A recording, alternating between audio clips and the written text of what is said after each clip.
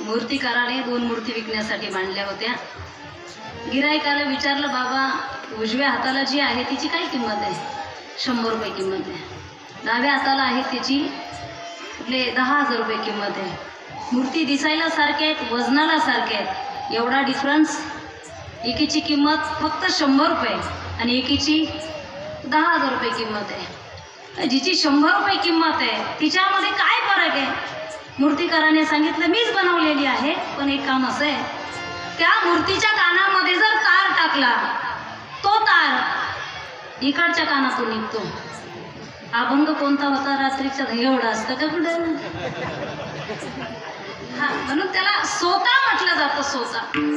आणि दुसरीची जी 10,000 रुपये किंमत आहे, तिच्या कानामध्ये जर तार टाकला तर तो तार इकडच्या कानातून निघत नाही. म्हटले मग तो हृदयापर्यंत जातो, त्याला श्रोता म्हणतात.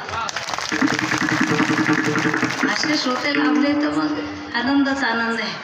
नाही तर एक बाबा पुढे येऊन बसले रडायचे, त्यांना कीर्तन समजलं का म्हणून रडतायत का म्हणून विचारलं. ते एक जण म्हटलं, नाही, कीर्तनाचा त्यांचा संबंध नाही, त्यांना ऐकायला येत नाही म्हणून ते रडत होते.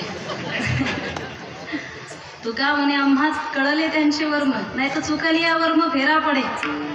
एक जणाचं गाढव आजारी पडलं. गाढव माहिती आहे तुम्हाला? गाढव आजारी पडलं.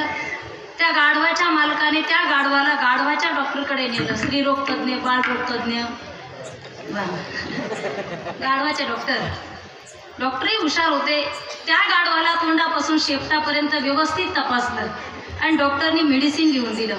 त्या मालकाने मेडिकल आणलं आणि डॉक्टर सांगतच होते, ही गोळी जेवणा अगोदर द्या आणि ही जेवणानंतर द्या, हे औषध दुपारी द्या, झोपताना हे द्या, उठल्यावर हे द्या. पण डॉक्टरच्या पटकन लक्षात आलं, माणसं वेळेवर ट्रीटमेंट घेत नाही, डॉक्टरला बदनाम करतात. कोण? माणसं. हे तर गाढवच आहे.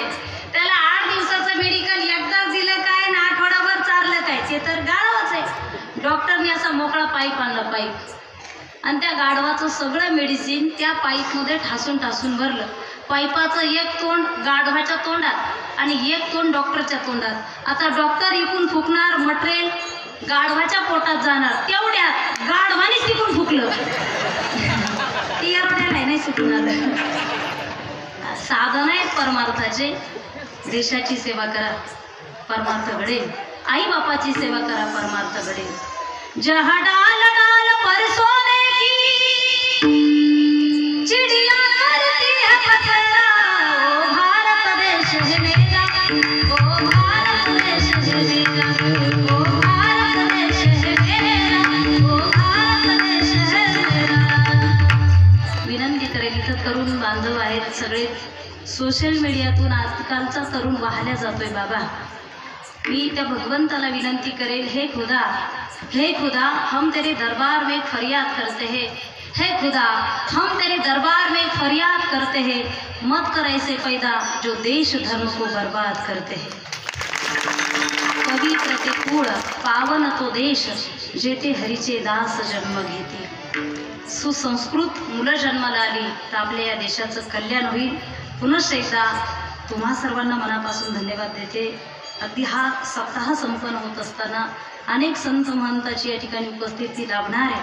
तुमच्यासारखे प्रेमळ मंडळी आम्हाला जेव्हा भेटतात फार आनंद वाटतो. नाही तर काय, कुठं कधी कधी लोक भेटतात महाराज. एकदा तिकडं शूटिंग चालू आहे, इथं हे तो भयानकच आहे. एका ठिकाणी आम्ही गेल्याबरोबर चहा पाणी काहीच नाही. ते म्हणलं, ते डफडा आणलं का मी वाजवायचं तुम्ही, आणि ते भोपळा गळ्यातला. मी म्हटलं फक्त दांडका आणलाय आता. महाराष्ट्र भूमी ही संतांच्या पदस्पर्शाने पुनीत झालेली भूमी आहे. इथं कार्यक्रमाला गेल्याच्या नंतर, अगदी मराठवाड्यामध्ये गेल्याच्या नंतर हे सगळं प्रेम आपल्याला भेटत राहतं. पुनश्च एकदा तुम्हा सर्वांना मनापासून धन्यवाद देते. झालेली सेवा माऊलींच्या चरणी, जगद्गुरु तुकोबरायच्या चरणी, मला ज्या आईवडिलांनी जन्म दिला आहे माझ्या आईवडिलांच्या चरणी ही सेवा अर्पण करते. सेवेला पूर्ण विराम देते. ज्ञानेश्वर माऊली.